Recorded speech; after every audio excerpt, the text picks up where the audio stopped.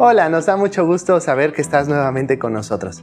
El día de hoy seguiremos hablando sobre uno de los muebles o del mobiliario del tabernáculo, el Arca del Pacto.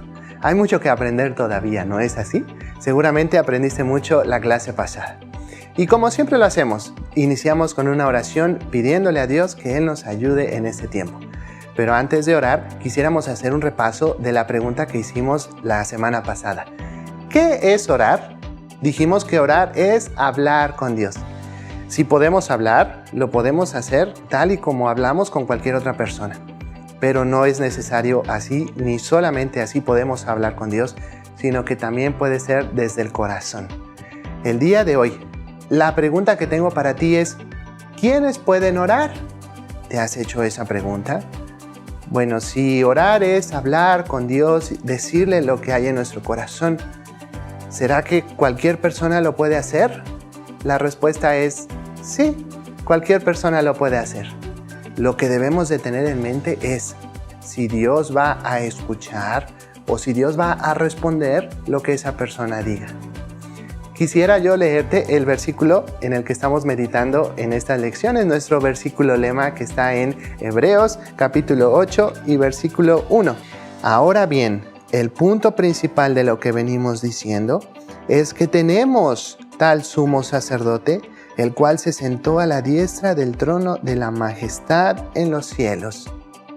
Este versículo dice que tenemos. ¿Pero tenemos quiénes? ¿Todo el mundo? No, solo los que creemos en Jesús, quien murió, fue sepultado y resucitó por ti y por mí. Los que somos hijos de Dios, somos los que podemos comunicarnos con Jesús directamente y hacerlo en cualquier momento y en cualquier lugar. Y entonces, ahora que has creído en el Señor Jesús, puedes acercarte a Dios Padre en plena confianza por medio de la oración, justo como lo vamos a hacer en estos momentos. Cierra tus ojos y vamos a orar. Gracias te damos, Dios, porque nos estás dando esta oportunidad de aprender sobre tu palabra. Te pedimos que nos sigas enseñando más. En nombre del Señor Jesús. Amén.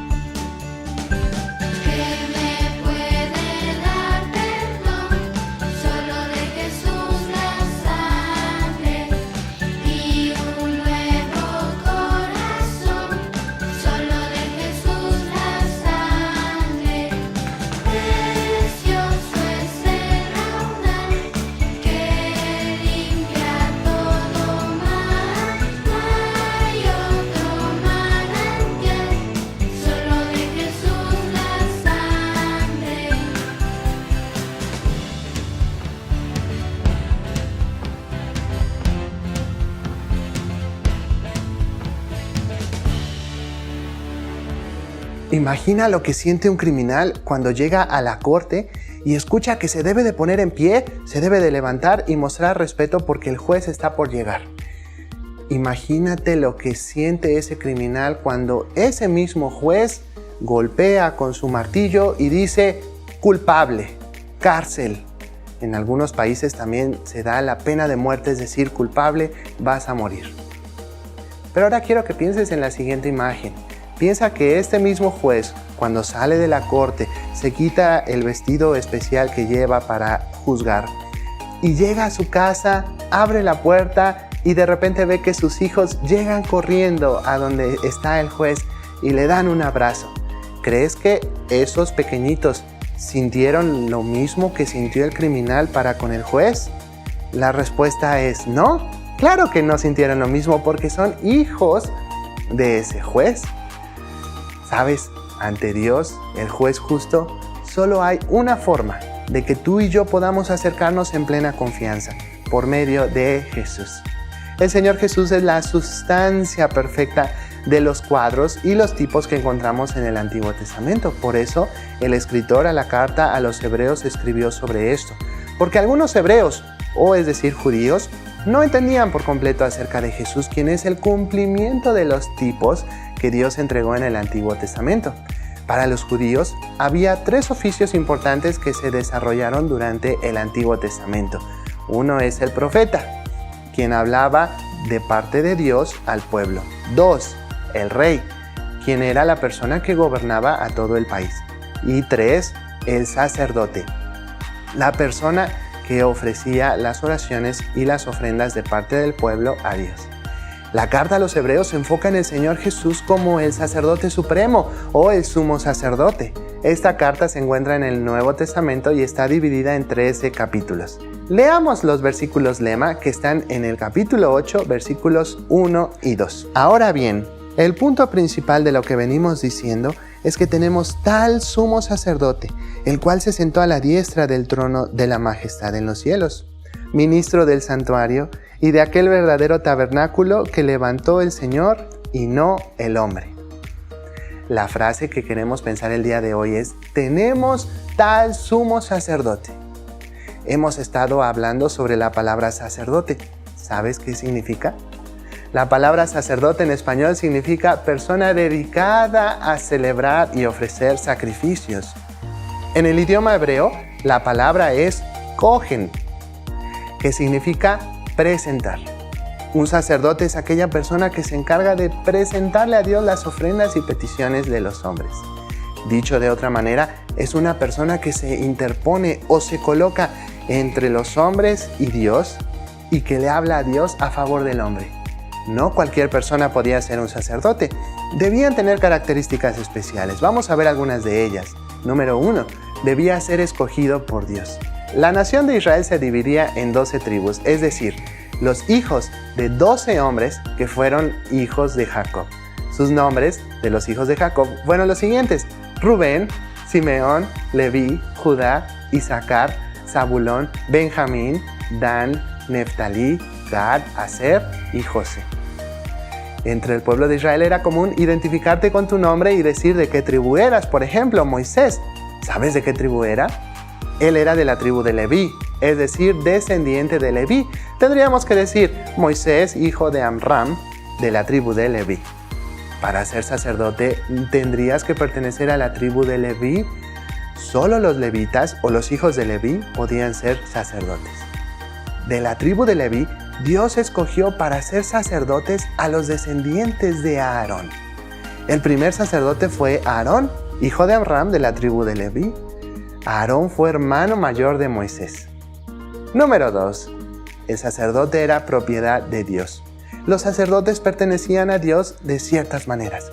Cuando Moisés bajó del monte Sinaí y encontró al pueblo de Israel adorando al becerro de oro, Dios separó a los levitas de las demás tribus para que fueran su propiedad. Desde entonces, ellos se dedicaron por completo a servir a Dios en el tabernáculo.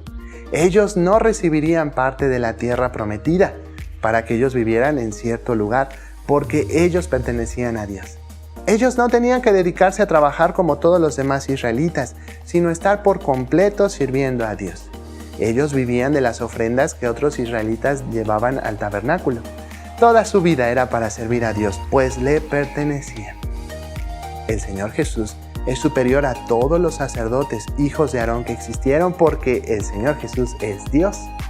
Así como los sacerdotes hablaban a Dios en favor del hombre, el Señor Jesús es ese sacerdote perfecto y supremo, o como lo dice este versículo, el sumo sacerdote a tu favor y a mi favor. La clase pasada vimos que Él es completamente Dios y completamente hombre, y por ello, Él es capaz de entender por lo que estás pasando y hablar a Dios a tu favor. Él es Dios y perdonará tu pecado si crees que Él murió y resucitó por ti. Por esto podrás acercarte a Dios Padre en plena confianza. ¿Crees esto? Y si tú ya eres hijo de Dios, por haber creído en el Señor Jesús como tu Salvador, puedes acercarte a Dios en plena confianza. Puedes hablar con Él por medio de la oración y escuchar su voz por medio de la Biblia y recibir de Él el ánimo y la fortaleza para mantenerte firme ante las falsas enseñanzas que escuches a tu alrededor. Todo esto es gracias a que Jesús es ese sumo sacerdote puesto por Dios a tu favor. Disfruta de este gran privilegio que Dios te ha dado al conocer a Jesús cada día más. Ahora vamos a repetir este versículo de la siguiente manera. En pantalla verás las letras de cierto color. Si tienes alguna prenda de vestir del color de las letras del versículo, ponte de pie y repite en voz alta. Hebreos 8:1. Ahora bien, el punto principal de lo que venimos diciendo es que tenemos tal sumo sacerdote, el cual se sentó a la diestra del trono de la majestad en los cielos. Ahora rojo, si estás vestido de rojo, repítelo. Hebreos 8:1. Ahora bien, el punto principal de lo que venimos diciendo es que tenemos tal sumo sacerdote, el cual se sentó a la diestra del trono de la majestad en los cielos. Hebreos 8:1. Ahora de negro. Hebreos 8:1. Ahora bien, el punto principal de lo que venimos diciendo es que tenemos tal sumo sacerdote, el cual se sentó a la diestra del trono de la majestad en los cielos. Y por último, si estás vestido de azul. Hebreos 8:1. Ahora bien, el punto principal de lo que venimos diciendo es que tenemos tal sumo sacerdote, el cual se sentó a la diestra del trono de la majestad en los cielos. Hebreos 8:1.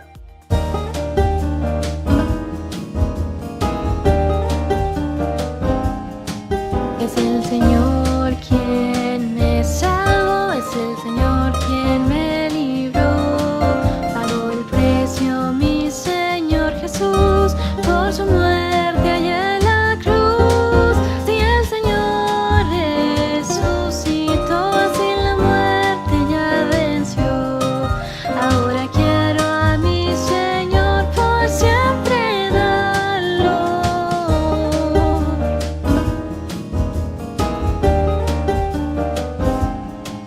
Es el Señor quien me salvó, es el Señor quien me libró.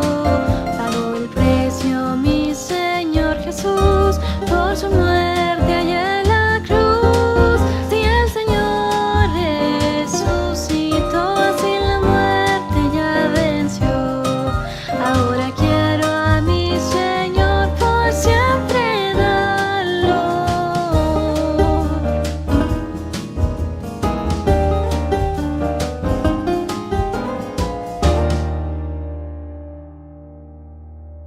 ¿Qué haces cuando tus papás o uno de ellos está muy enojado contigo porque desobedeciste alguna orden o instrucción que él o ella te dio? Hay niños o hay quienes buscan a otra persona para ayudar a calmar a papá o a mamá. Tal vez van con la abuelita, tal vez van con el hermano y les dicen, por favor, habla con mi mamá que está muy enojada o muy enojado. Ellos buscan hacer que sus padres sean propicios o favorables a él mismo. Vamos a leer lo que dice 1 de Juan 2:2. Y Él es la propiciación por nuestros pecados, y no solamente por los nuestros, sino también por los de todo el mundo. Podemos ver aquí que el Señor Jesús hizo que Dios Padre sea propicio o favorable o satisfecho para conmigo y para contigo y para con toda la humanidad, porque solo Dios Hijo podía satisfacer a Dios Padre.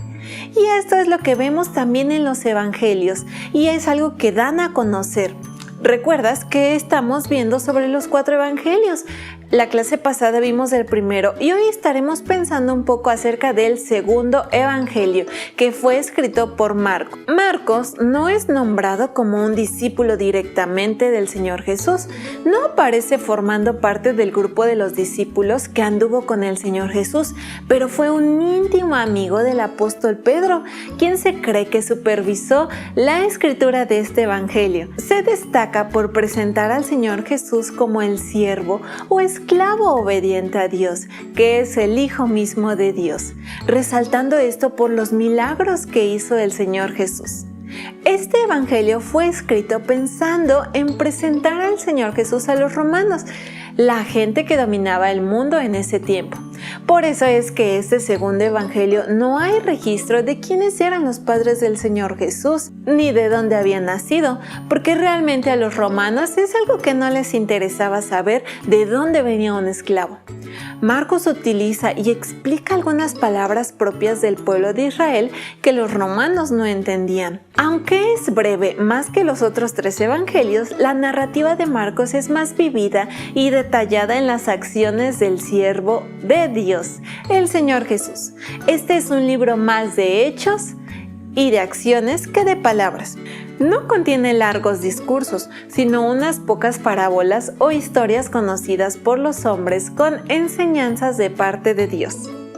Nuestro versículo de hoy se encuentra en la primera epístola o carta escrita por el apóstol Juan, en el capítulo 2 y versículo 2. Vamos a verlo. Primera de Juan 2:2, y Él es la propiciación por nuestros pecados, y no solamente por los nuestros, sino también por los de todo el mundo. Primera de Juan 2:2.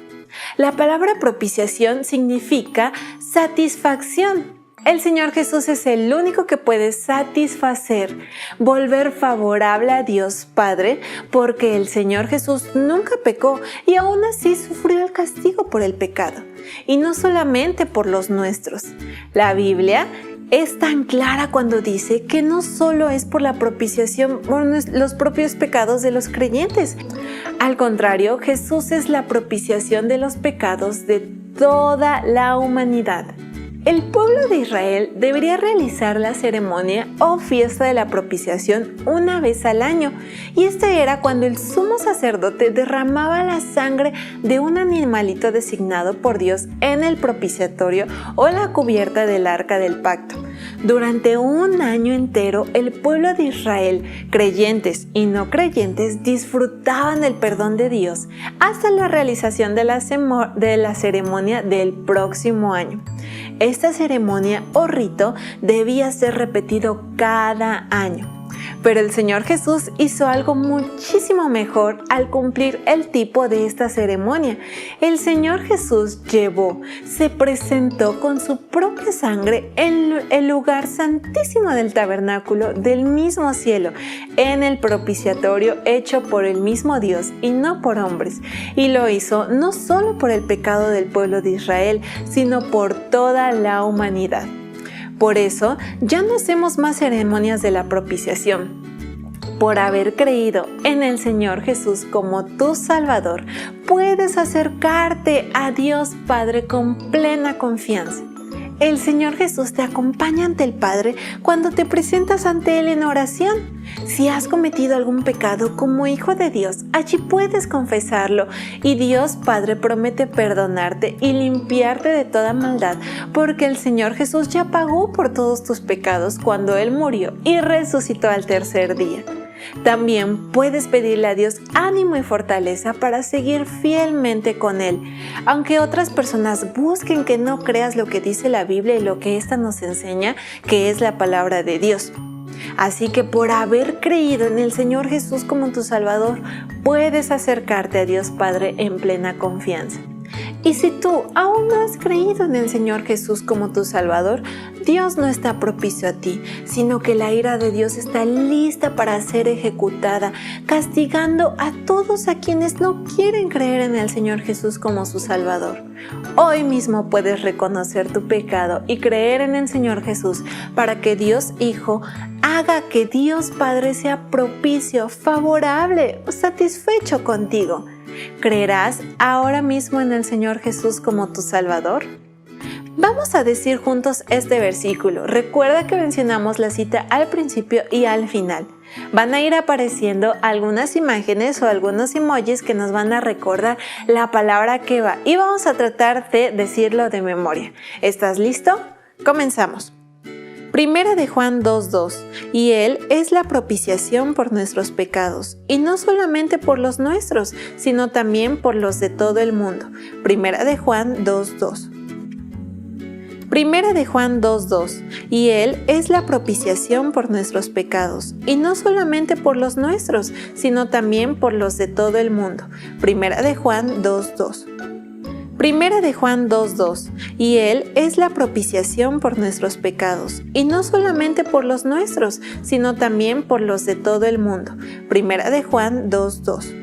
Primera de Juan 2:2, y Él es la propiciación por nuestros pecados, y no solamente por los nuestros, sino también por los de todo el mundo. Primera de Juan 2:2. Primera de Juan 2:2, y Él es la propiciación por nuestros pecados, y no solamente por los nuestros, sino también por los de todo el mundo. Primera de Juan 2:2.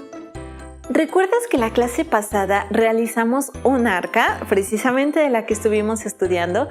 Si tú no lo has hecho, entonces ponle pausa a este video, regrésate al video pasado y haz con nosotros esta manualidad.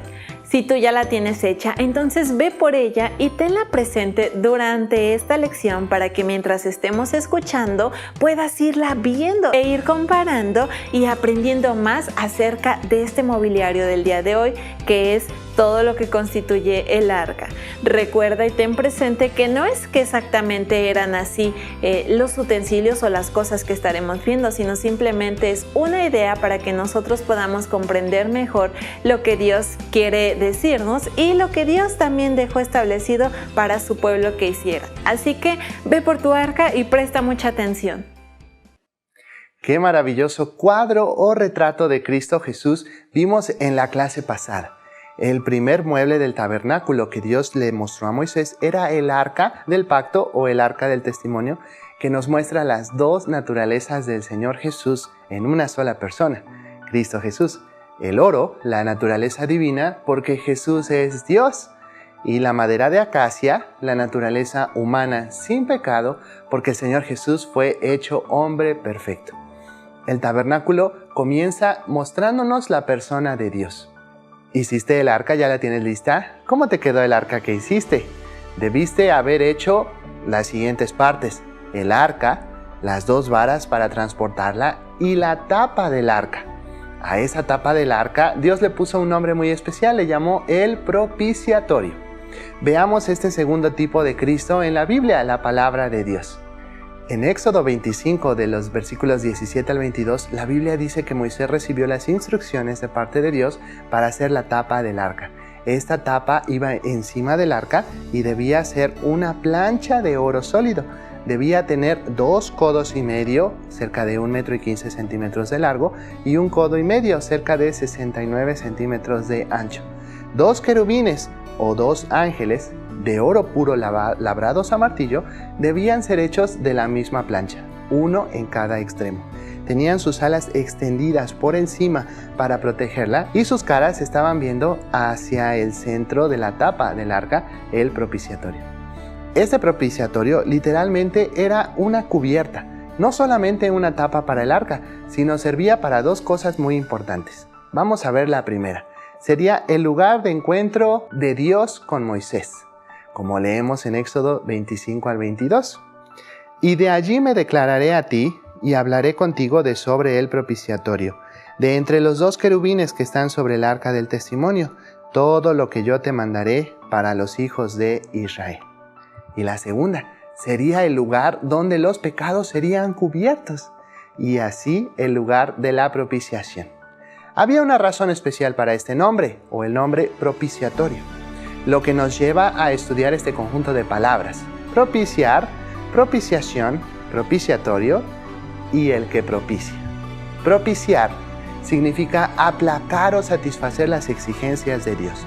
Esto nos lleva a la pregunta: ¿por qué necesita Dios ser aplacado o tranquilizado o satisfecho? La respuesta bíblica a esta pregunta es sencillamente que el único y verdadero Dios está enfadado con la humanidad por causa de los pecados. El tema de la ira de Dios aparece a lo largo de toda la Biblia y es enfrentado a una decisión de parte tuya, como dice Juan capítulo 3 y versículo 36. El que cree en el Hijo tiene vida eterna, pero el que rehúsa, es decir, no quiere de manera voluntaria creer en el Hijo, no verá la vida, sino que la ira de Dios está sobre él. La ira de Dios es una intervención personal de Dios contra la humanidad y los pecados que practica. La muerte de Cristo hizo a Dios propicio, es decir, dejó satisfecho a Dios apartando su ira y removiendo o quitando así el pecado, que era el obstáculo que impedía que fuesen recibidos en plena confianza los que ponen su fe en Cristo Jesús. La siguiente palabra, la propiciación, significa volver a Dios favorable o hacer que Dios tenga misericordia de alguien. Esto, dicho de otra manera, es conceder bondad, amor o perdón que no merecemos. Por haber creído en el Señor Jesús como tu Salvador, puedes acercarte a Dios Padre en plena confianza. El acto de la propiciación siempre se refiere a la obra de Dios y no a los sacrificios o a las ofrendas dadas por el hombre. La razón de esto es que el hombre es totalmente incapaz de satisfacer la justicia de Dios, como estudiamos en los 10 mandamientos. No hay ningún servicio, culto, sacrificio, regalo, cosa que pueda el hombre hacer para ofrecerle a Dios, para tranquilizar la santa ira de Dios o para apaciguarla, o satisfacer su perfecta justicia. La única satisfacción o propiciación que pueda ser aceptable a Dios y que pueda reconciliar al hombre con Dios, tenía que ser hecha por Dios mismo. Por esta razón, Dios Hijo, el Señor Jesucristo, vino al mundo haciéndose hombre perfecto, lo que vimos en el primer tipo de Cristo, la clase pasada, en el Arca del Pacto, que era hecha de madera de acacia, es decir, la naturaleza humana sin pecado de Jesús. Era recubierta de oro, que nos habla de la naturaleza divina de Cristo. El Señor Jesús es el sacrificio perfecto por el pecado y es la propiciación por nuestros pecados, y no solamente por los nuestros, sino también por los de todo el mundo. ¿Recuerdas que vimos esto en 1 de Juan 2:2? Es únicamente por causa de la muerte de Cristo en la cruz y de su resurrección al tercer día que hasta el más terrible de los pecadores, que merece el castigo eterno en el infierno, puede ser reconciliado, es decir, hecho amigo de un Dios santo. La hermosa verdad del Evangelio es que los cristianos son salvos de la ira de Dios y reconciliados con Él, no porque hayamos nosotros amado a Dios, sino porque Él nos amó a nosotros y envió a su Hijo en propiciación por nuestros pecados. 1 de Juan 4:10. Por haber creído en el Señor Jesús como tu Salvador, puedes acercarte a Dios Padre en plena confianza. La propiciación se refiere a la ira de Dios que queda satisfecha por la muerte y resurrección de Cristo Jesús. Pero esto es posible por la expiación, que significa extraer, retirar o poner fuera de. La expiación enfatiza la retirada del pecado que hay en el pecador mediante el sacrificio que satisfizo a Dios. Por eso el Señor Jesús es el Cordero de Dios que quita. No dice que cubre, dice que quita el pecado del mundo, como lo aprendimos en Juan 1:29.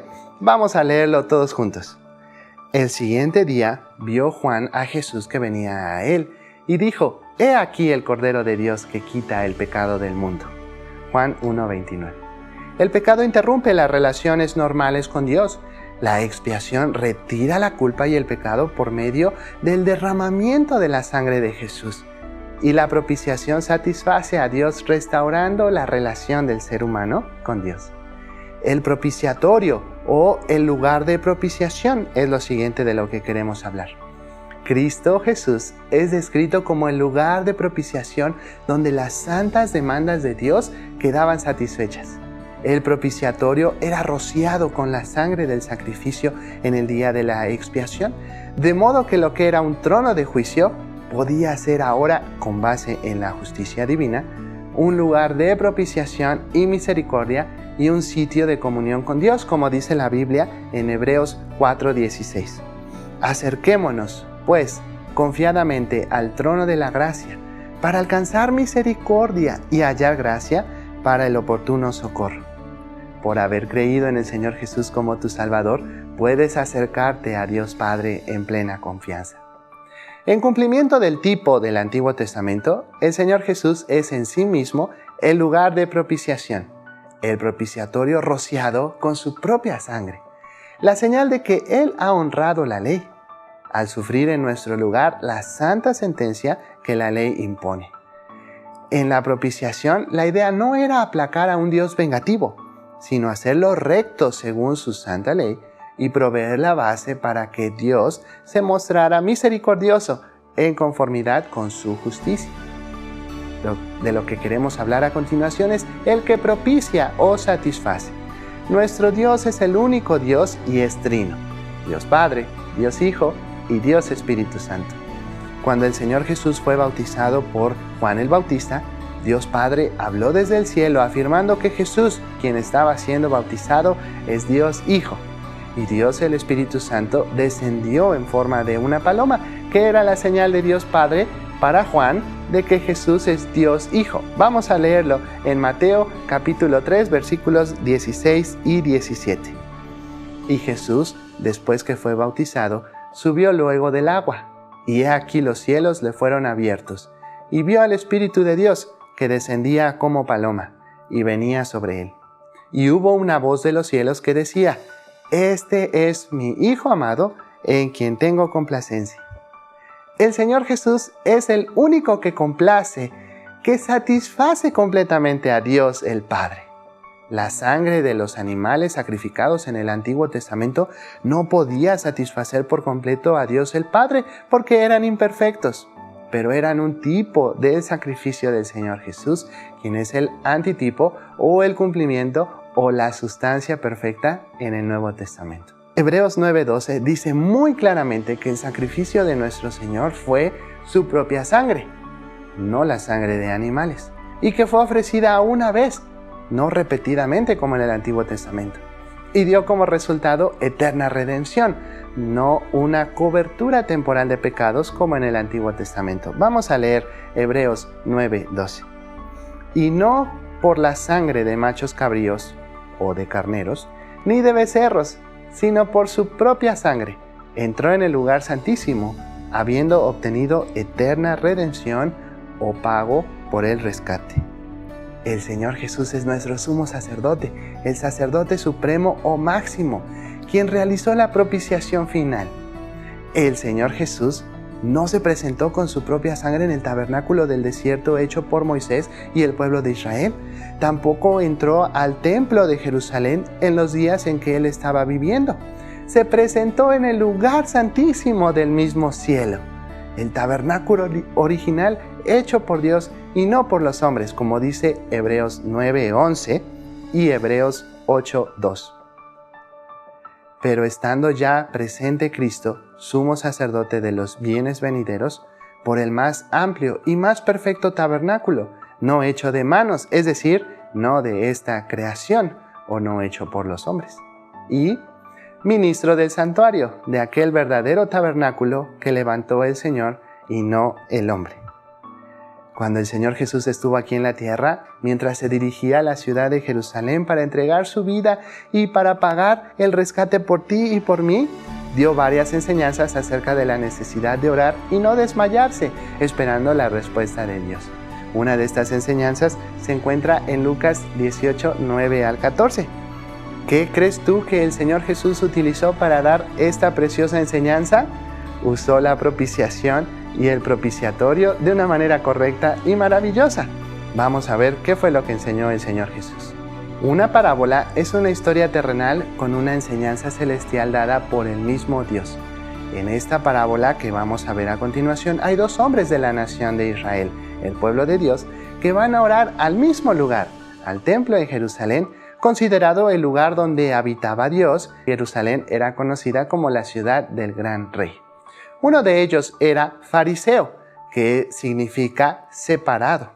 Estos eran los maestros de la ley de Dios, pero la mayoría eran personas muy orgullosas. Exigían que las demás personas del pueblo cumplieran con todas las palabras de la ley, de una manera muy estricta. La enseñaban, pero a su manera. Y ni siquiera ellos mismos la podían cumplir tal como se la enseñaban a las demás personas.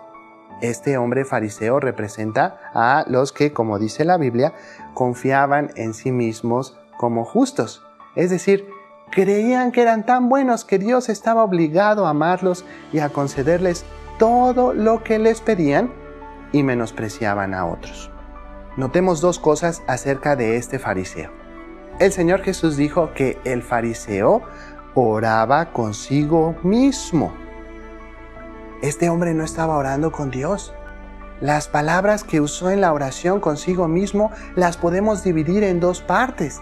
La primera parte critica y condena al otro hombre que también había subido a orar. Fíjate lo que dijo. El fariseo, puesto en pie, oraba consigo mismo de esta manera: Dios, te doy gracias porque no soy como los otros hombres, ladrones, injustos, adúlteros, ni aún como este publicano. La segunda parte de su oración consigo mismo se alaba a sí mismo. Versículo 12, fíjate. Ayuno 2 veces a la semana, es decir, dejo de comer 2 veces a la semana. Me sacrifico no comiendo. Doy diezmos, es decir, la 10ª parte de todo lo que gano. El otro hombre era un publicano, que significa un cobrador de impuestos. Los publicanos eran despreciados por los israelitas porque eran hombres ricos que cobraban los impuestos al pueblo de Israel para después entregarle el dinero al Imperio Romano, que los estaba teniendo como esclavos en ese momento. Los publicanos tenían muy mala fama. Los acusaban de ser ladrones y cobrar más de lo que debían cobrar en los impuestos y de ser traidores a su propio pueblo, el pueblo de Israel. Ahora notemos 2 cosas que el Señor Jesús dijo acerca del publicano. El publicano sí oraba a Dios y con la actitud correcta al orar. Fíjate lo que decía. Mas el publicano, estando lejos, no quería ni aún alzar los ojos al cielo, sino que se golpeaba el pecho diciendo: Dios, sé propicio a mí. Él oró correctamente: Dios, sé propicio a mí, que soy un pecador. ¿Cuál es la palabra clave en la oración del publicano? Sí, el publicano rogó a Dios y le dijo: sé propicio a mí, que soy un pecador. Los 2 hombres sabían lo siguiente: que al orar a Dios se encontraban en el propiciatorio, tal como Dios lo dijo a Moisés. Ellos sabían que debían presentarse a Dios en base a la propiciación, en base a la sangre que era derramada en el propiciatorio. Y los 2 sabían que Dios era propicio, favorable o estaba satisfecho con aquellos que se presentaban tal como Él lo había dicho en la ley mosaica, a través de la sangre del sustituto en el propiciatorio. Pero la pregunta es la siguiente: ¿cuál de estos hombres oró correctamente? El Señor Jesús dijo que el publicano retornó a su casa justificado antes que el otro, es decir, librado de la ira de Dios, y no el fariseo. Dios quedó satisfecho o propicio. Dios fue favorable para con el publicano porque ese hombre reconoció su propio pecado y reconoció que Dios era el único que podía perdonarlo y que la sangre que era derramada en el propiciatorio era lo único que podía acercarlo a Dios con plena confianza de tener sus pecados perdonados, quitados, y así ser librado de la ira de Dios. Por haber creído en el Señor Jesús como tu Salvador, puedes acercarte a Dios Padre en plena confianza. Te hago la siguiente pregunta: ¿cómo estás orando ante Dios? ¿Realmente estás orando con Dios o estás orando contigo mismo como ese fariseo? Por haber creído en el Señor Jesús como tu Salvador, puedes acercarte a Dios Padre en plena confianza. Cuando ores, acércate a Dios el Padre en plena confianza de ser un hijo de Dios. El Señor Jesús te acompaña, va contigo al propiciatorio del tabernáculo en los cielos para recibir de Dios todo el ánimo y la fortaleza que necesites para mantenerte firme. Si aún no has creído en el Señor Jesús como tu Salvador, entonces estás en la posición del fariseo, creyendo que no eres tan malo como Dios dice. Tal vez hasta niegas que Dios existe. La verdad es que un día todos, absolutamente todos, vamos a estar delante de Dios. ¿Cómo estarás? ¿Cómo te presentarás delante de Él? Si reconoces que has pecado y crees de todo corazón que Dios te ama tanto que, como dice la Biblia, envió a su Hijo en propiciación por nuestros pecados, hoy mismo el Señor Jesús vendrá a vivir en ti. Recuerda lo que dice la Biblia en Juan 3:36. El que cree en el Hijo tiene vida eterna, al mismo Señor Jesús en el que cree. Pero el que rehúsa es decir, voluntariamente no quiere creer en el Hijo, no verá la vida, sino que la ira de Dios está sobre él. Entonces, ¿cuál será tu decisión? ¿Creerás en el Señor Jesús o te rehusarás a creer en Él? Allí en donde estás, por favor, cierra tus ojos e inclina tu cabeza para decirle a Dios tu decisión respecto de esto. Y voy a dar un tiempo para que lo hagas.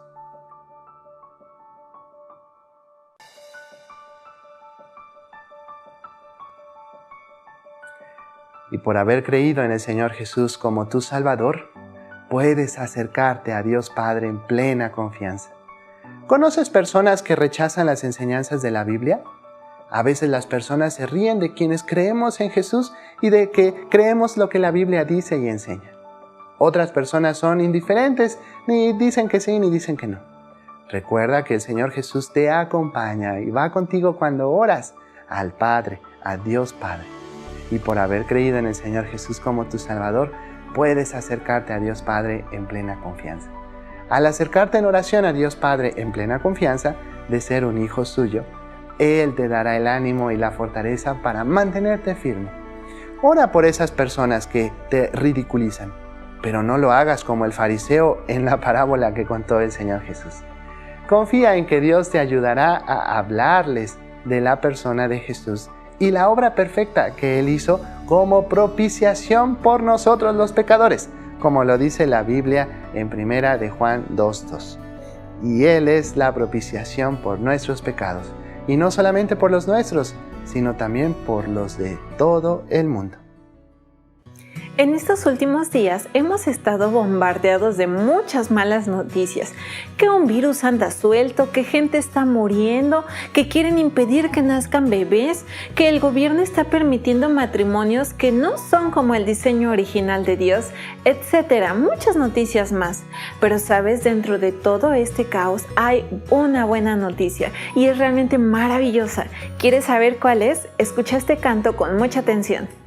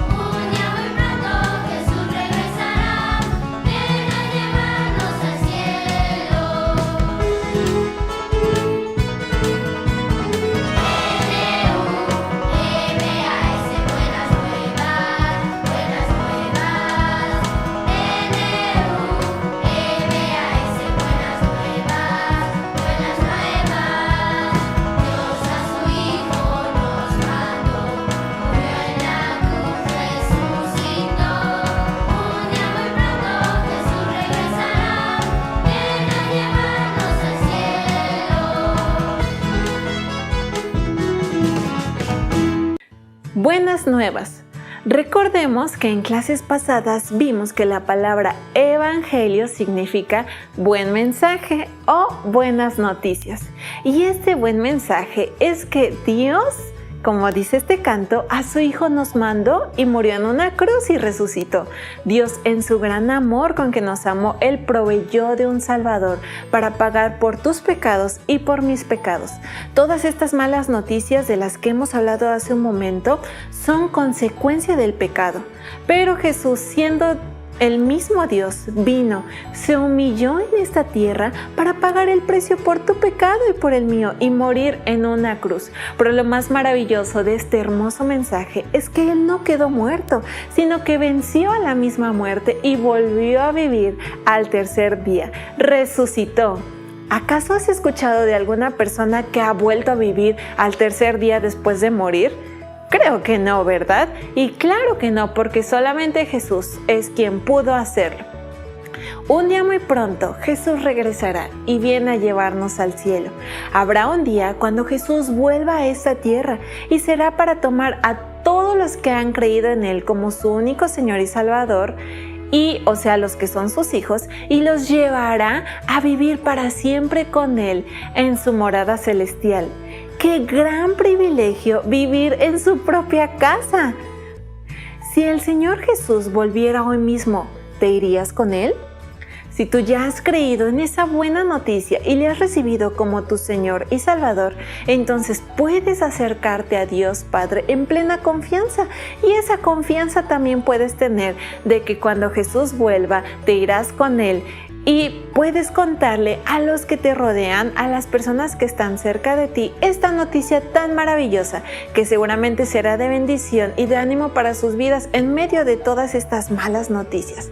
Pero si tú aún no has creído en el Señor Jesús como tu Salvador, entonces hoy es el día para hacerlo. Hoy es el día en que creas en el Evangelio, que es que Cristo Jesús vino a morir por tu pecado y que resucitó al tercer día, y puedes tenerle como tu Señor y Salvador y acercarte a Dios por medio de Jesús. Así que cantemos una vez más con gozo este canto sabiendo esta maravillosa noticia.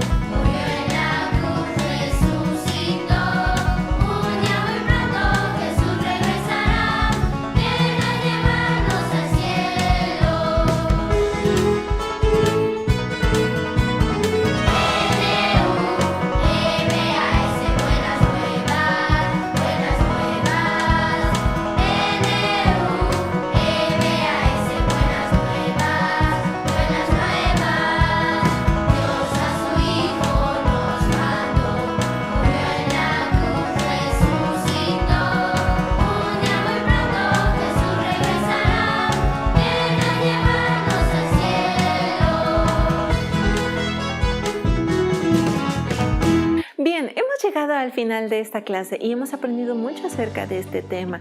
Recuerda que cada semana seguiremos estudiando acerca de los mobiliarios del tabernáculo y más acerca de los tipos del Señor Jesús. Puedes compartir esto con tus amigos, enviarles el link. Tal vez no puedes ahorita verlos en persona, pero puedes compartirlo con los que están en tu casa, tus amigos, tu familia. Y recuerda que si tú realizaste la manualidad del Arca del Pacto, puedes tomarle una foto y enviárnosla o mandársela a tus maestros. Si tienes dudas, también puedes contactarte con nosotros. Nos vemos la próxima y que Dios te bendiga.